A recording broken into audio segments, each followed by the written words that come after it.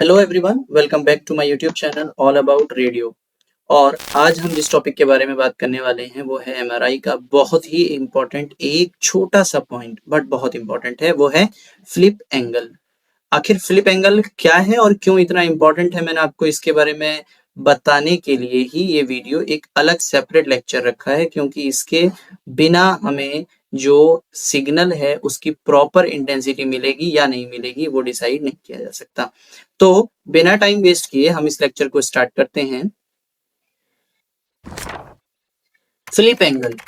Flip angle describes the rotation through which the longitudinal magnetization vector is displaced to generate the transverse magnetization। मतलब जब हम human body को magnetic field के अंदर place करते हैं तो जो हमारे हाइड्रोजन प्रोटॉन है वो कुछ इस तरह से अलाइन हो जाते हैं। मान लेते हैं ये सारे हमारे मैग्नेटिक फील्ड के डायरेक्शन में अलाइन हुए हाइड्रोजन प्रोटॉन्स हैं।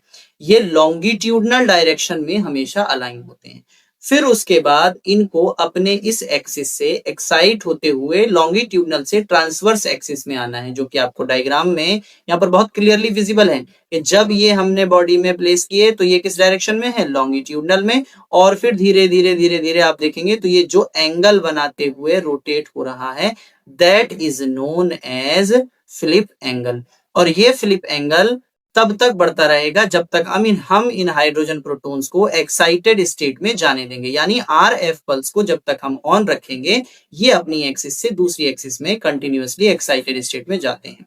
जैसे ही हम आरएफ को ऑफ करते हैं तो अपनी ये एक्साइटेड स्टेट से ग्राउंड स्टेट में वापस आएंगे। तो ये जो एंगल बन रहा है लॉन्गिट्यूडनल से आपके ट्रांसवर्स एक्सिस में जाने के बीच में that is known as flip angle, यानी जो मैग्नेटाइजेशन वेक्टर को डिस्प्लेस किया कहां से, ट्रांसवर्स मैग्नेटाइजेशन में from longitudinal magnetisation.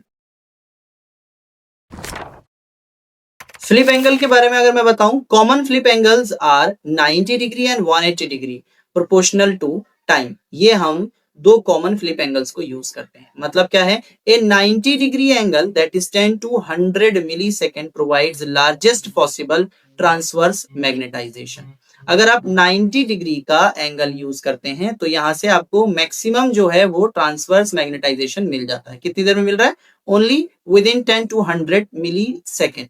Fast MRI technique uses smaller flip angle that is 30 degree, यानी ये इसका ऑलमोस्ट 1/3 है and generate lesser signal in the transverse. अब आप एक चीज देख सकते हैं कि ऑफ कोर्स अगर 90 डिग्री में फॉर एग्जांपल यहां से हमारा हाइड्रोजन प्रोटॉन पूरा 90 डिग्री पर फ्लिप किया तो यहां तक ये बहुत अच्छी क्वांटिटी में हमें सिग्नल प्रोवाइड कर सकता है। बट एक हाइड्रोजन प्रोटॉन है जो लॉन्गिट्यूडनल से ट्रांसवर्स में जाने के लिए ओनली 30 डिग्री तक ही गया और फिर वापस आ जाएगा, फिर गया फिर वापस आ जाएगा। ये हमारी फास्ट एमआरआई टेक्निक्स होती हैं, तो इनमें उस लेवल का आपको सिग्नल नहीं मिलता है। लेसर नंबर ऑफ सिग्नल्स हमें यहाँ से रिसीव होते हैं। तो यहाँ पर आप देख सकते हैं ये हमारा वाटर और फैट के लिए आपको दिखाया जा रहा है। ये आपका फ्लिप एंगल 45 डिग्री का एंगल है। ये जो हमारा फ्लिप एंगल है 45 डिग्री के लिए आपको दिखा रहा है कि ये डी फेज हो रहे हैं। फिर उसके बाद हम इसको जब ऑफ करते हैं तो ये 45 से आगे कहाँ जाएगा, 90 डिग्री में। यहाँ से पहले ये लॉन्गिट्यूडनल एक्सिस में था, फिर 45 डिग्री में गया, 45 डिग्री के ये दोनों एक्सिस में घूम रहा है, फिर उसके बाद ये 45 डिग्री से और ऐड हो जाता है तो ये 90 डिग्री में चला जाता है। तो दोनों में से आप एक चीज देखेंगे कि जब तक ये 45 डिग्री हमारा 90 डिग्री में पहुंचा है फॉर वाटर, आपका जो फैट है वो ऑलरेडी वापस वेक्टर्स आना शुरू हो चुके हैं। यहां से दोनों ने साथ में स्टार्ट किया, फिर दोनों 45 डिग्री तक साथ में गए, लेकिन जब रिमेनिंग 45% डिग्री यानी जो 45 डिग्री है 90 डिग्री तक जाने के लिए फैट की रिकवरी स्टार्ट हो गई और आपका वाटर कंटिन्यू करता रहा अपने एक्साइटेड स्टेट में जाने के लिए। यानी दोनों में इतना वेरिएशन है। ये फैट बहुत जल्दी रिकवर हो जाता है और आपके वाटर को रिकवर होने में टाइम लग जाता है। देखें तो वाटर को ज्यादा लंबे टाइम तक अगर हमें लेकर जाना है तो हमें ज्यादा वहां पर क्या होगा, एक्साइटेशन मिलता है। Instead of 90 degree 45 degree needs only half the time, but sin 45, that is 0.707, that means it gives 70% of the signal, which is quite useful. अब जैसे मैंने अभी आपको बताया कि हमारा हाइड्रोजन प्रोटॉन जो लॉन्गिट्यूडनल सिर्फ 30 डिग्री गया तो बहुत कम सिग्नल प्रोवाइड करता है, बट अगर हम इसको 30 के मुकाबले में 45 तक अगर लेकर जाते हैं, तो अगर आपने ट्रिग्नोमेट्री पढ़ी है तो sin 45 की वैल्यू होती है 0.707, यानी अगर हमने सिर्फ हाफ एंगल तक पहुंचाया और हमें 70% सिग्नल मिल जाता है, तो ये बहुत ही यूजफुल टेक्निक हुई हमारे लिए। द रीजन इज हमने क्या किया, आधा टाइम लगाया और मोर देन 60% यानी 70% सिग्नल हमें मिल जाता है, यानी कम टाइम में बेटर सिग्नल रिसीव हो सकता है। तो फिलिप एंगल को यहाँ पर दिखाया गया है।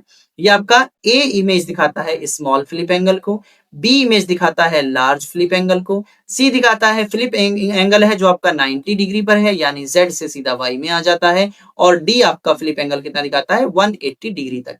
तो हमारे जो हाइड्रोजन प्रोटॉन्स हैं वो लेस देन 45, 45 या 60 या 90 और या फिर 180 डिग्री तक हम इनको पुश कर सकते हैं। तो जितना ज्यादा हमारा जो फिलिप एंगल होगा उतना ज्यादा लार्ज सिग्नल या उतना देर तक हमें उन पर्टिकुलर प्रोटॉन से रिकवरी हो सकती है एमआरआई सिग्नल की।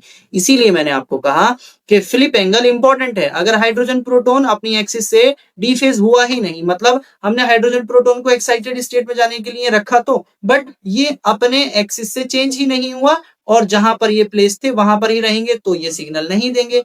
ये जिस एक्सिस में प्रेजेंट है इनको एक्साइटेड स्टेट में जाना होगा, और जब ये एक्साइटेड स्टेट में जाएंगे तभी हमें सिग्नल मिलता है। तो ये था all about flip angle. Thank you so much, have a good day.